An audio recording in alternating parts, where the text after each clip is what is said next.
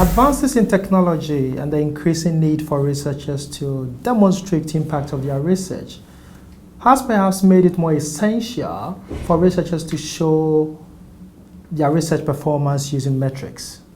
There actually exists a number of metrics, but the question is, how important are these metrics? And in addition, how do we maximize their use? To have answers to these questions, we're lucky to have Dr. Rosa Scoble here today. She is the Director of Planning at Brunel University London. Thank you very much for joining us today. To start with, can you take us through a walk through how you got involved in research metrics? Well, it all started really when I started my PhD, which was on RAE 2001, and look at how governments and in general the communities was interested in assessing the quality of something like research in general. So I was interested in the assessment of quality, which is sometimes very difficult to capture. And the one thing that, of course, even in those early RAEs that you saw, that there were a number of metrics which were more generic, like how many PhD students they completed in the period, and how much the grant. So there were some numbers somewhere in there. And I started getting very interested in how numbers are used as proxies for something else. So they're not they don't measure, like in the physical world, a real phenomenon, but they're just used as metrics. And then I got involved in, for some, a haphazard way, but I got involved into compiling the Guardian League tables, which, while they do not have research in them, but they use a lot of proxies, to rank universities. And so more and more, I started getting interested in how, and then of course, the higher education sector is changing. We're using a lot more league tables. So that was, 2004, 2005, but now these numbers are all over. Institutions themselves, if you go and look at university strategic plans, so they have them all on their websites, they have all these measurements of performance. This is how we know that we're doing well, and benchmarking international. And I'm fascinated by how sometimes these metrics are used in a very simplistic way, but they are always proxies, and people have to get confused to say that what they're measuring is a true phenomenon. They're using some proxies that mean something. So that was, and in fact, a little story is that, when I was compiling the Guardian League tables, for about 4 or 5 years, we would go to HESA with the editor of The Guardian that was looking after that thing, and every time I say, at HESA said, what new numbers are there? What new things are you collecting? And so they started from what was available, and then said, maybe we could use that as a proxy for that quality measure. And so people, most of the metrics, even when we talk later on about it, have not been put together to measure things. They've been out there for all sorts of other reasons, and people just use them because they're available. So you have to be careful, because you might not use them for the right purpose. They weren't devised for that reason. Okay. Yeah, this is really interesting. We can see in our daily work how to use different data and quantity and all these things that maybe you use in the wrong way. Yeah. But what are the existing metrics? Well, regarding, in research, there are not many. The traditional metrics is, for an individual, for outputs, is citations. And citations are an interesting measure. I don't think it's something that you have to turn around and say, no, it's of no use, but it's a very dangerous type of measure. First thing, you have to be careful about the citations, because they're linked in very much with the discipline.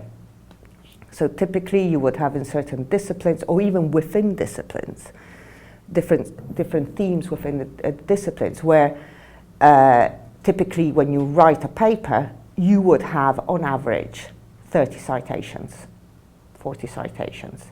Other more pure maths or things like that, you would have, on average, a lot less citation. Biosciences have 30 citations. So because of how citation work, when the big database that index the journals like the Web of Science and Scopus and Google Scholar, what they do, they get the paper and they look at all the references and then attribute a citation count to all that there is in the reference. So if you think about it, if you have a disciplines where on average the papers have quite a lot of references, it means that there are a lot more citations going around in the system. So that's why when you look at, especially biosciences, and then the impact factors are built on that. A journal with an impact factor of 6, which means that the average, the papers in that journal have 6 citations, is modest. If you look in other disciplines, but even something like engineering or the mathematical sciences, that would be a huge impact factor for a journal.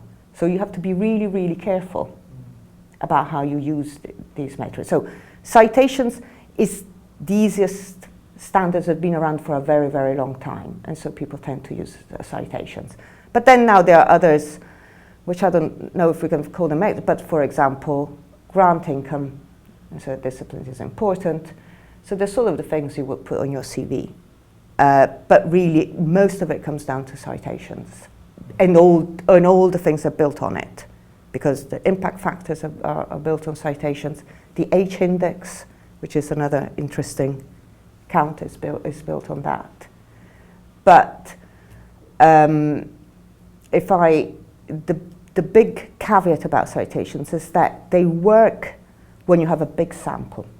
So if you look at the performance of a group, well, of course, if it's a discipline where you have citations, because there's some disciplines don't have them at all, because they produce monographs, and therefore there are no citation counts in those. So if you look at a group, and you compare groups of maybe the same maturity in the sense of how long have been around, how many papers have been put, I think that's quite a valid, you can use it, and it tells you something. The problem with citations is that it works at the macro level, at the meso, but the more you bring it down to the individual paper, the less it tells you, and in fact becomes quite dangerous. So if you have a paper with 600 citations, you would say it's probably of interest to the community. But if you have 0 citation, it doesn't mean it's a rubbish paper. You cannot make that assumption. So it works if you have a lot of them. It doesn't tell you anything if you have low citations. And that, so when institutions then, and that's a management problem for institutions, it's not a problem with citations, it's how you use them. But when institutions then try and use that to, manage people, or as we've seen, who do they put in the rifle, these type of things, it becomes very dangerous. Because it does not tell you what you're trying to find out. And so it's that, some measures are fine, but it tells you quite a lot. But it doesn't mean that it translates at every single level. So it might tell you a bit more about a person, the whole history of their career, but it wouldn't be applicable to an early career researcher. And it's in the big sample, it's fine, if it's in the correct discipline. But of course, there have been, I think twice now, they have done some studies of replacing some of the ref elements with metrics. And the other thing that emerges again and again is that citations are biased. They tend, especially around gender, women always underperform towards men. Because it's the type of research sometimes they do. They have career breaks. So that's why, if you use them as a blunt instrument, you get the wrong answer, apart from upsetting a lot of people and not being very nice to your colleagues. But yes, it's a very blunt measure. So, but I would say in general, citations is the one you find most. But, and it depends if you consider some things are metrics or not.